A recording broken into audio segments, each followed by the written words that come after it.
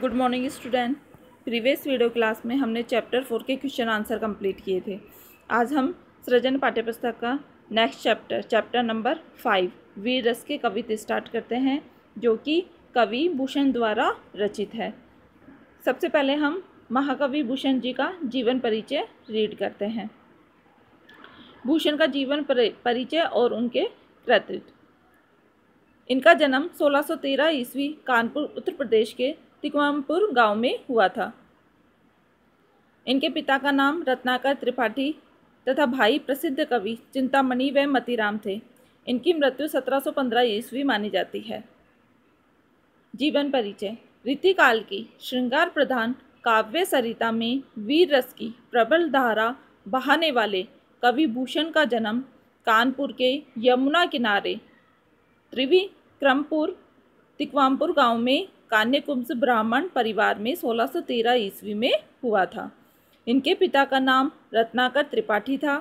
प्रसिद्ध कवि चिंतामणि और मतीराम इनके भाई तथा इनका मूल नाम घनश्याम था।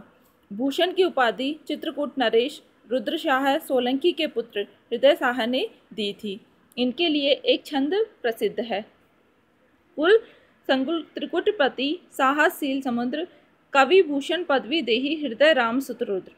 कहा जाता है कि ये कुछ भी काम नहीं करते थे। एक बार नमक मांगने पर इनकी भाभी ने नमक के लिए ताना मार दिया। उसी समय वे घर से निकल गए तथा अनेक लोगों के आश्रम में रहे, परंतु प्रमुख रूप से छत्रपति शिवाजी तथा छत्रसाल महाराज के दरबार में विशेष सम्मान प्राप्त हुआ था।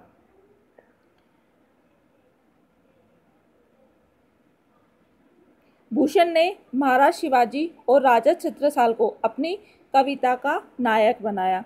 इन दोनों के पराक्रम दानशीलता का बहुत बड़ा चढ़ाकर वर्णन किया है। महाराज छत्रसाल ने इन्हें सम्मान देने के लिए इनकी पालकी में कंधा लगाया तथा तभी भूषण ने कहा था, आन राव राजा एक मन में न लाऊं अब, सोहू को सराहो छत्रसाल को। इनका निधन 1715 ईस्वी में हुआ माना जाता है। काव्य परिचय। भूषण के निम्न ग्रंथों की रचना की। फर्स्ट है शिवराज भूषण। यह एक रीति ग्रंथ है जिसमें 105 अलंकारों का निरूपण किया है तथा इसमें लगभग 284 छंद हैं। सेकंड है शिवा बावनी। इसमें 52 छंद शिवाजी की कीर्ति का वर्णन हुआ है। थर्ड है छत्रसाल दशक। 10 छंद है। छत्रसाल का यशोगान है। फोर्थ है भूषण उल्लास। फिफ्थ भूषण हजारा। 6 है भूषण उल्लास। अंतिम 3 रचनाएं अभी उपलब्ध नहीं है। भाषा देखिए। भूषण के काव्य की भाषा साहित्यिक ब्रज है। इसमें उर्दू, अरबी, फारसी, बुंदेलखंडी तथा खड़ी बोली के शब्दों की प्रधानता है। मुहावरों एवं लोकोक्तियों का भी प्रयोग किया गया है। भूषण के काव्य में वीर रस की प्रधानता है। काव्य ओजपूर्ण शैली में लिखा गया है। रौद्र, भयानक, विभत्स एवं श्रृंगार रस का समावेश है। काव्यगत विशेषताएं देखिए। फर्स्ट है वीर रस व ओज गुण प्रधान काव्य है। सेकंड है पौराणिक पात्रों कथाओं का प्रभाव है। थर्ड अलंकार भाषा का प्रयोग किया गया है। इनके का जो काव्यगत विशेषता है वो है कि ओज गुण का काव्य है, पौराणिक कथाओं का वर्णन हुआ है तथा अलंकारिक भाषा का प्रयोग किया गया है। पहचान। राष्ट्रीयता की भावना से ओतप्रोत काव्य रचना के कारण इन्हें प्रथम राष्ट्रकवि कहा जाता है। रीति काव्य में वीर रस के प्रमुख कवि है। इनके काव्य की जो प्रेरणा होती है वो है राष्ट्र प्रेम, वीरता, बलिदान, कर्तव्यपरायण आदि। प्रस्तुत जो पाठ है वीर रस के कवित भूषण। प्रस्तुत पाठ में कवि भूषण ने 5 कवित लिए गए हैं। शिवाजी जब युद्ध के लिए प्रस्थान करते हैं तो संसार भर में खलबली मच जाती है। जो फर्स्ट जो हमारा कविता है उसमें इसी का ही वर्णन किया गया है। इसमें प्रथम कवित में शिवाजी के युद्ध प्रयाण प्रभावशाली वर्णन किया गया है। द्वितीय कवित में शिवाजी को तेज प्रताप बादशाह औरंगजेब को भी भयभीत करने वाला बताया है तथा तृतीय और चतुर्थ और पंचम कवित में शिवाजी के ओजस्वीपूर्ण वीरतापूर्ण जीवन को धन्य बताते हुए उनकी तुलना इंद्र, वाडवानल, श्री राम, शिवाजी, परशुराम, श्री कृष्ण, सिंह से करते हुए उन्हें अखिल भूमंडल पर सूर्य के समान वर्चस्व स्थापित करने वाला बताया है। अब हम इनका फर्स्ट जो कवित है उसे रीड करते हैं। देखिए फर्स्ट कवित। साजी चतुरंग सैन अंग में उमंग धारी, सरजा शिवाजी जंग जीतन चलत है। भूषण भनत नाद बिहद नगारन के, नदी नंद मंद गैबरन के रलते हैं। एल फेल खेल मेल खलक में गेल गेल, गर्जन की ठेल पेल सेल उछलते हैं। तारो सो तरनी धूरी धारा में लागत जिमी, थारा पर पारा पारावर सो हलत है। जो फर्स्ट अवतरण है महाकवि भूषण द्वारा रचित कवितों से लिया गया है। इसमें शिवाजी की विजय यात्रा एवं सेना की विशालता का चमत्कारी पूर्ण वर्णन किया गया है। अर्थ देखिए। सजी चतुरंग सैन्य अंग से उमंग धारी, सरजा शिवाजी जंग जीतन चलत है। साजी, साजी का अर्थ होता है सजी चतुरंग सैन्य यानी कि चतुरंगी सेना जो कि 4 प्रकार की होती है। चतुरंगी सेना 4 प्रकार की होती है। रथ पर सवार सेना, हाथी पर सवार सेना, घोड़े पर सवार सेना और पैदल चलने वाले, इन्हें बोला जाता है चतुरंगी सेना। उमंग, उमंग का अर्थ होता है उत्साह है। सरजा, सरजा जो है शिवाजी को दी गई उपाधि है। शिवाजी, शिवाजी जंग जीतन चलत। कवि भूषण कहते हैं कि जब शिवाजी अपनी चतुरंगी सेना को सजाकर अत्यधिक अपने मन में उमंग रखकर बड़े ही उत्साह के साथ शत्रुओं से युद्ध जीतने के लिए चल पड़ते हैं, और जब वो युद्ध के लिए निकलते हैं अपनी सेना के साथ तो उनकी शोभा वो है अनोखी ही होती है। नेक्स्ट लाइन देखिए।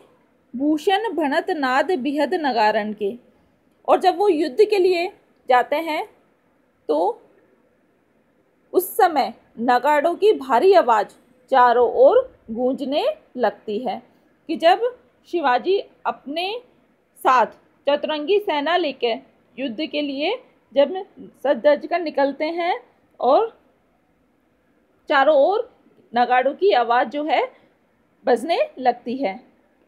भनत यानी कि कहना, नाद यानी कि आवाज़, विहद यानी कि भारी, नगारे यानी कि नगाड़े। कि कवि भूषण कहते हैं कि जब शिवाजी युद्ध भूमि के लिए जाते हैं युद्ध भूमि में, तब नगाड़े की भारी आवाज़ जो है चारों ओर गूंजने लगती है। नेक्स्ट देखिए। नदी नद मंद गैबरन के रलते हैं। नदी नद यानी कि नदी नाले, मंद यानी कि पसीना, गैबरन यानी कि हाथियों, रलते हैं यानी कि बहते हैं। और जब वो युद्ध भूमि में जाते हैं, और युद्ध भूमि में क्या है, हाथी जो है वो भी उनके साथ साथ जाते हैं, तो हाथियों की मध्यधारा से बड़े बड़े नाले बहने लगते हैं। अर्थात उनकी सेना में हजारों हाथी होते हैं और उनकी हाथियों की जो मध्यधारा बहती है उससे नदियों का आकार धारण कर लेती है। अर्थात उनके जो चलने पे जो पसीना आता है उससे इतना पसीना निकलता है कि ऐसा लगता है जैसे नदियों की धारा बह रही है। एल फेल खेल मेल खलक में गेल गेल। एल फेल यानी कि सेना से चलते हैं जब, खेल मेल यानी कि खलबली, खलक यानी कि संसार, गेल यानी कि गली। सेना के हाथी, घोड़े और पैदल भीड़ के कारण आपस में वो टकराते चलते हैं। और उनमें बहुत ही खलबली मच जाती है। गली गली में उनकी सेना के शब्द गूंजते रहते हैं। अर्थात जो शिवाजी जब युद्ध भूमि में जाते हैं तो उनकी सेना में बहुत से हाथी, घोड़े और पैदल चलने वालों की भीड़ होती है। तो वो क्या है, जब आपस में चलते हैं तो एक दूसरे से टकराते रहते हैं और टकराने पे क्या होता है कि बहुत ही खलबली मची रहती है और गली गली में जो सेना के जयकारे के शब्द गूंजते रहते हैं। गली गली में जब सेना निकलती है तो उनके पदचापों की आवाज़ जो है गूंजती रहती है। गुंजन ही ठेल पेल सेल उछलते हैं। और जब हाथी इतने, उनकी सेना में इतने हाथी होते हैं कि हाथियों के धक्के से यानी कि टकराने से पहाड़ भी उखड़ जाते हैं। गर्जन की ठेल पेल, गर्जन यानी कि हाथियों, ठेल पेल यानी कि धक्का मुक्की, सेल यानी कि पर्वत, उछलते हैं यानी कि उखड़ते हैं। कि जब ये आगे निकलते हैं अपनी सेना के साथ तो इनके हाथियों में इतना बल होता है कि उनके बल के कारण जो है पर्वत, धक्का, हाथियों की आपसी धक्का मुक्की के कारण जो पर्वत भी है वो भी उखड़ जाते हैं यानी कि अट जाते हैं रास्ते में से। तारों सो तरनी धूरी धारा में लागा जिमी। धूरी धारा यानी कि धूल का बहुत अधिक उड़ना, जिमी यानी कि जिस प्रकार। जब सेना के चलती है तो सेना में इतनी लोग होते हैं, इतनी भीड़ होती है कि उसके कारण क्या है, जब चलने पर जो मिट्टी है वो क्या है, उड़ने लगती है यानी कि चारों तरफ धूल ही धूल नज़र आने लगती है और पूरा जो है सूर्य इतना धूमिल हो जाता है उसके कारण कि वह एक छोटे तारे के समान टिमटिमाता हुआ दिखाई देता है। तारों सो तरनी धूरी धरा में लागा जिमी, कि ऐसा लगता है कि मानो चारों तरफ धूल, आकाश में धूल ही धूल छाई रहती है उनके पदचापों से। और जब सूर्य को हम देखते हैं तो ऐसा लगता है कि सूर्य धूल के कणों के बीच में इस प्रकार से लगता है कि मानो कोई तारा टिमटिमाता हुआ दिख रहा है यानी कि बहुत ही छोटा रूप जो है वो नज़र आता है। सभी ओर धूल ही धूल के कण चमकते हुए दिखाई देते हैं। अर्थात सेना के चलने से सारा आकाश धूल छा जाती है। थारा, थारा पर पारा, पारावर यो हलत है। थारा यानी कि थाली, पारावर यानी कि समुद्र, यो हलत है।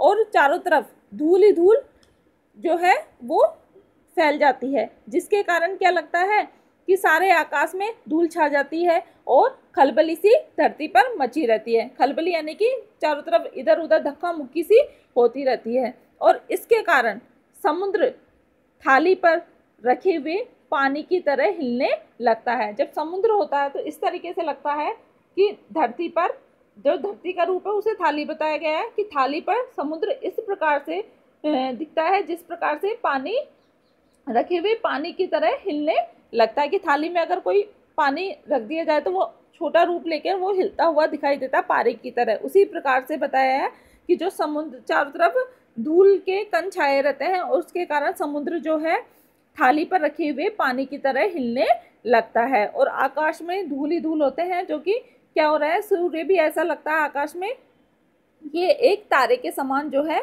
चमकता हुआ दिखाई दे रहा है।